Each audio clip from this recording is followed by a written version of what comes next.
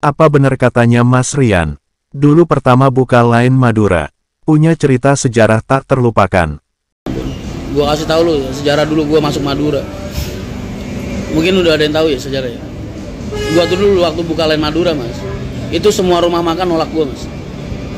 Karena kalau gua masuk ke situ, PO-PO lain mau keluar dari sono. Gua tuh dulu sampai dikucilkan sampai kayak gitu.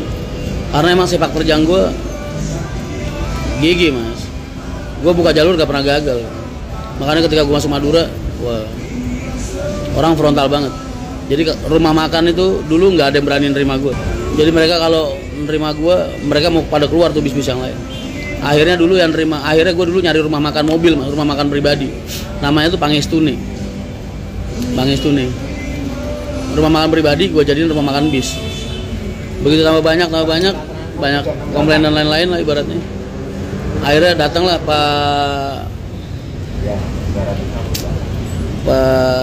bapaknya Yogi itu siapa ya? Ya Allah lupa gue. Datang ketemu sama gue terus minta, akhirnya itu. Jadi sejak saat itu gue sama keluarganya Yogi itu udah kayak saudara loh, udah kayak keluarga. Sampai sekarang bahkan Newport kita terus. Jadi bisa dibilang dia satu-satunya rumah makan yang berani nerima kita lah. Tapi sejak ada tol selatan, akhirnya rumah makan daerah Tuban kan banyak yang gulung tikar, Mas. Banyak yang bangkrut.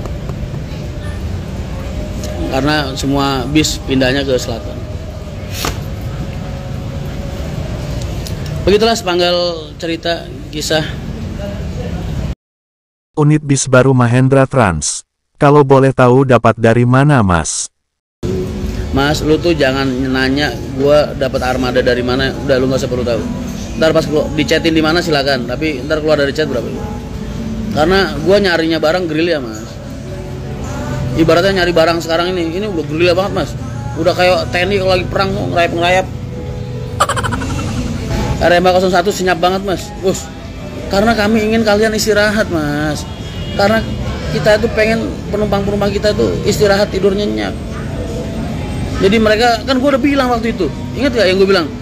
Lu kalau masih pengen begadang di dalam bis, masih pengen lihat jalan, jangan sekali-sekali kepala lu di 01 nih lu tempelin ke kursi. Itu sekali nempel, Mas, 3 menit lu hitung, molor lu.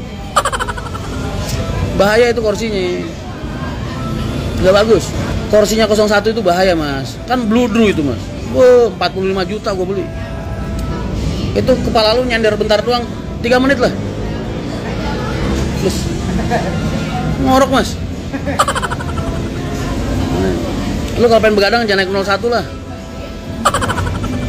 Lu tau gak kenapa copet-copet bis malam itu dinamain coro? Tahu nggak? Nih, gua kasih tahu nih. Ini ilmu.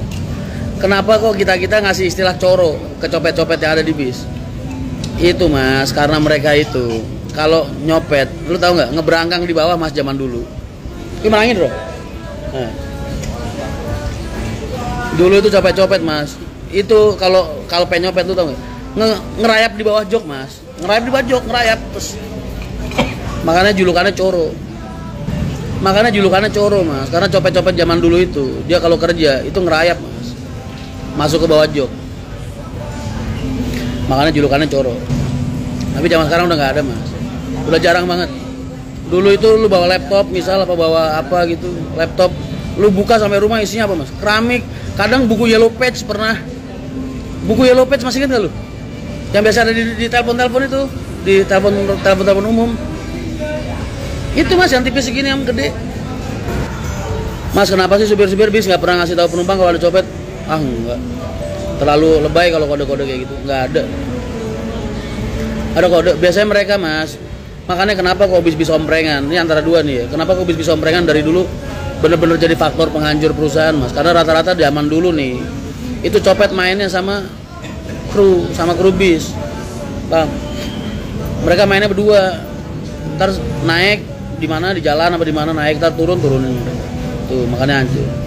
Kalau supir-supir yang tahu biasanya langsung dimasukin kantor polisi, Mas. Mereka nggak mau ngakimin sendiri gitu, ngeributin sendiri nggak mau. Biasanya dimasukin kantor polisi, berhentiin di depan pos baru diurus sama mereka. Makanya kenapa kok bis omprengan itu dulu banyak ngerusak perusahaan karena kayak gitu. Supirnya main sama copetnya. Ntar bagi hasil di ujung. Semalam dapat berapa nih bagian lu, nih bagian lu. Gimana tanggapan Mas Rian soal banyak orang yang pro kontra sama Mas Rian? Kita tuh nggak perlu menjelaskan diri kita kepada orang lain, Mas. Orang-orang yang menyukai kita, menyayangi kita nggak butuh penjelasan kita, Mas. Orang-orang yang membenci kita juga nggak bakal percaya kita jelasin, ya kan? Karena tujuan mereka kan membenci, Mas. Jadi ngapain lurusin? Cuek aja. Just be yourself. Biar hidup enak, Mas. As simple as that.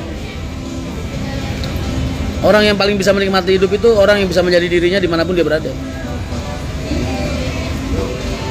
Pengen ngemper-ngemper, pengen makan-makan, angkringan-angkringan, restoran-restoran gitu. Benernya nggak ada yang berubah dari hidup gua sekarang sama yang lalu. Sama-sama mikirin orang mulu, sama-sama hidup buat orang lain. Nggak ada yang berubah dari hidup gua, Mas. Gua tetap kerja, berkarya buat orang lain. Lo lihat lah, emang sejak gua punya MTI, kita punya MTI kita berdiri. Gua piknik-piknik ke luar negeri, Mas, kan kagak. Tetap nguli kan. Terminal, kantor, jalan, terminal, kantor, jalan. Sama aja. Nothing different. Nggak ada yang berbeda. Mas Rian sombong dari lahir. Emang lu nggak tahu Mas akte kelahiran gue namanya siapa? Rian Sombong Mahendra. Mas Rian sombong. Telat. Gue lahir akte kelahiran gue aslinya Mas Rian Sombong Mahendra.